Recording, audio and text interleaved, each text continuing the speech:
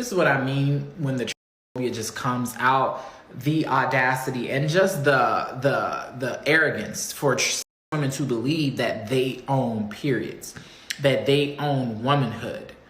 You don't. Okay, you don't own periods, you don't own womanhood. You experience both, and both are different for every person, but as a woman, it doesn't belong to you, so you can't gatekeep it. Like, hello?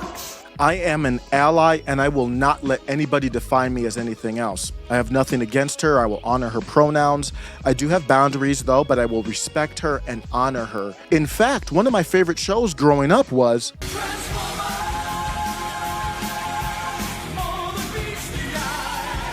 And she's out here living that life for real. Much respect. We are in a new era. One of my favorite podcasts over the last few years was Andrew Schultz when he had Daisy Taylor on. No, I have a huge.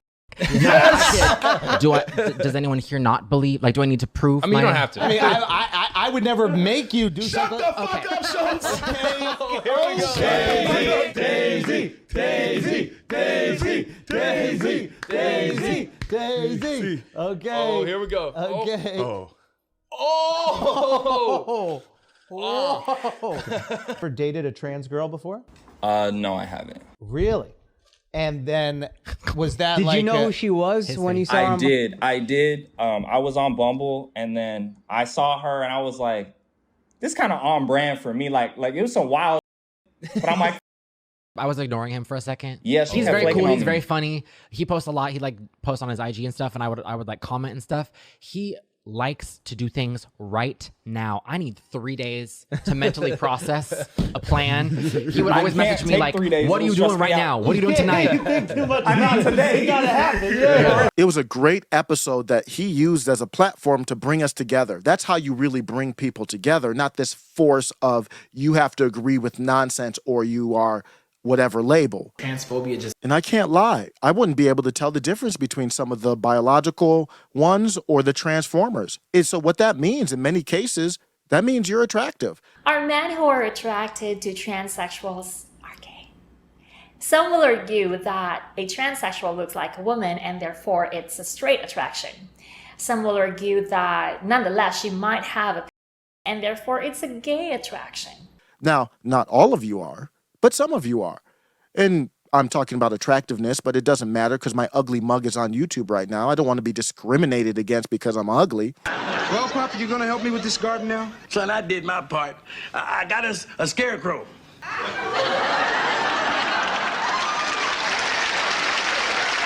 You are a fellow citizen, and I have the basic general love for you as a fellow citizen of the United States or of the world. I have no reason to hate you. What I won't let you do is talk about gatekeeping periods as a biological male who's never had one. But as a woman, it doesn't belong to you, so you can't gatekeep it.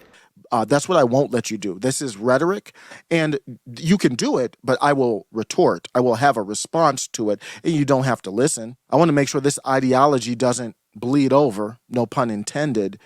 Has a guy ever ate down there when you're on your time of the month? This question is super lame, duh. You gotta munch when she's dripping fruit punch. Into the educational system where now you have to teach kids that this is fact. Before I get into the details, don't come to me with the argument that this is some small minority of people who have this point of view that would agree with this woman TikToker that I started the video with. Cis women to believe that they own periods, that they own womanhood.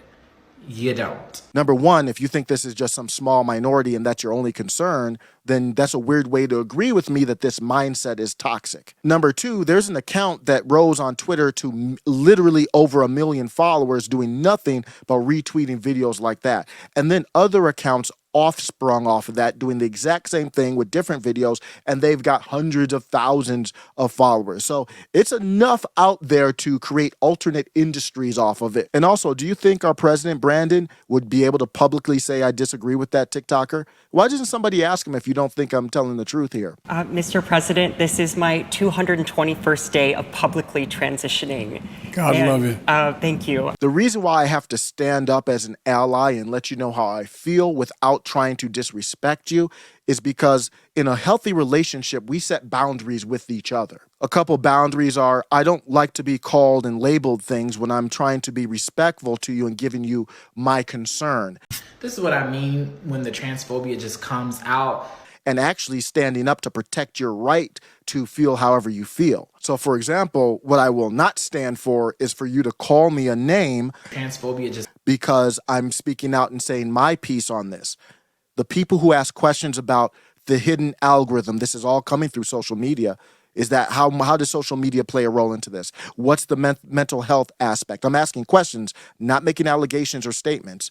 I don't understand parents who won't let their 9-year-old walk to the corner without a helmet, an EpiPen, and a GPS tracker. But hormone blockers and genital surgery, fine. Quote, if this spike in trans children is all biological, why is it regional? Either Ohio is shaming them or California is creating them. And how do we protect children so this ideology isn't taught in school, for example, as fact? Hi, my name's Az and I'm a preschool teacher.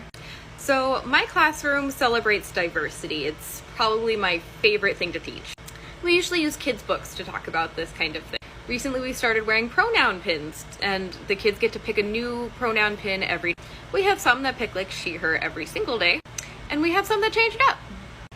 So diversity is really important in my class. So this ideology isn't spread in all media as fact, as this ideology or videos that talk about an alternate point of view are not deranked, devalued, suppressed in the algorithm. That's all my concern is. And what I'm not doing is blaming this woman in the TikTok I started with for this. This woman is being used, the ideology is being used to give people like Nancy P., who might be announcing her graceful retirement, to give people like that and Brandon and Schultz and Mitch McConnell, to give them more power. That is a use of force. The battle that's going on right now with Ye and Kyrie, with black people and other people, all that is, and Dave Chappelle, all that is a battle of my identity means more than your identity. It's all a battle of power. They don't give a damn. They wouldn't care about my black ass. It's so much power that one of these transformers has allegedly marketed powerful drugs to underage children, which would be illegal potentially and allegedly, but they still get propped up by Washington Post and CNN, and even are able to put together an army of real people, soldiers in their digital civil war to go and cancel people, get them strikes on YouTube, and try to take away their livelihoods. Hey, what's up, YouTube? I'm back. That's right, I was banned from the platform. I have been suspended. I have been maligned and ridiculed, and they tried to destroy me, but they couldn't. We have beaten the censors. I said Trump gave me the courage to speak out, and I've tried to do that, and I try to do that respectfully. People, but then she looks and they call this, they say this, she's somebody with a man's body. That's what they do, they call it. I said, you think it's okay to say that? That's actually the expression they're using. They'll change that soon, so I have to do it quickly, I have to say, because they're going to change that.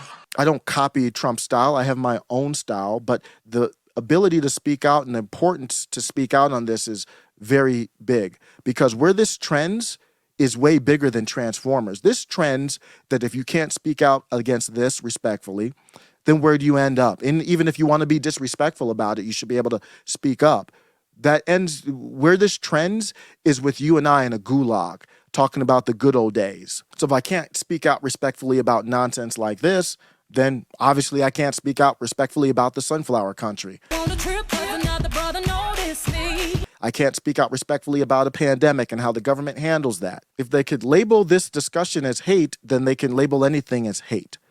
And then what's the next step? I'm going to end with this. The U.S. soccer team adopted the pride flag over the United States flag to represent them in play. There's a twist. The U.S. men's national soccer team is heading to the World Cup next week in Qatar.